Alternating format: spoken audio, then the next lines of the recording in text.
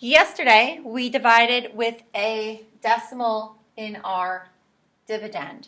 Today, we're going to divide with a decimal in our divisor, okay? So when you have a decimal in your divisor, you have to do something before you start dividing, okay? So what you have to do is you have to get rid of the decimal in this number. Now, you can't just erase it, okay? So we're going to have to move it, okay? And what we're going to have to do is we're going to have to take the decimal and move it to the end of this number. So that 6/10 would become plain old 6. The 6 would be in the ones place, would be 6 ones. So that would be splitting the 13 into tenths into 6 groups. But we can't just do that because that's changing the problem.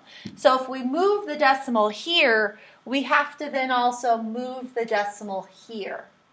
So if I move the decimal over one place in my divisor to make 6, I have to move the decimal over one place in my dividend.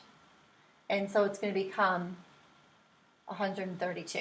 So my problem is going to become 132 divided by 6.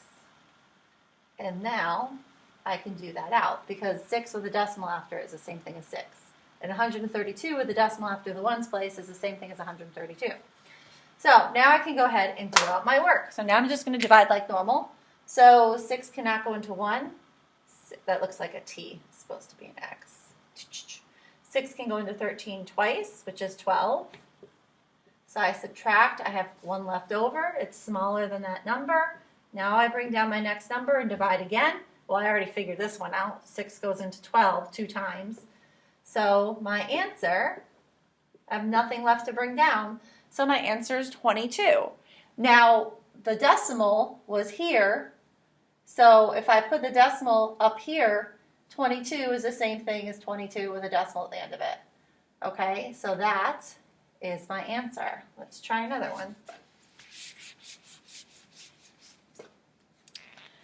Okay.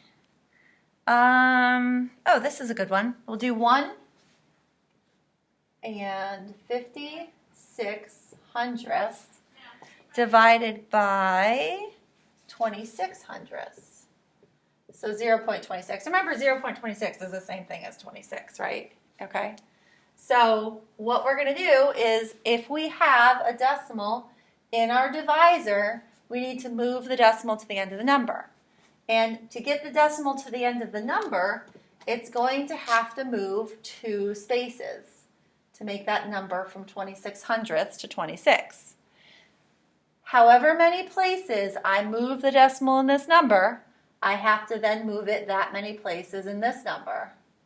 So if I move it 2 places here, I must move it 2 places here.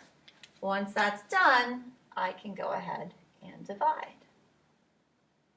And 156 with a decimal at the end of it is the same thing as 156 with no decimal. Okay, here we go. So, 26 does not go into 1.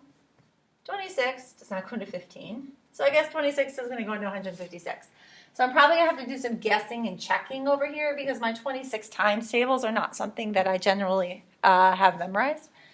But I do know that 25 times 4 is 100, and 25 times 2 is 50. So that would be 4 plus 2 would be 6. 25s would be 150. So let's try and let's see what happens here. If I multiply 25 times 6, let's see if that gets close. So 6 times 6 is 36. 12, 13, 14, 15. Oh, boom, it's exact, 156. So I can put 26 into there 6 times, which is 156, and I have no remainder. Okay? I'm going to go ahead and give you a problem that I would like you to try to solve before you come to the Teacher Center. So let's have you guys do 1 and 26 hundredths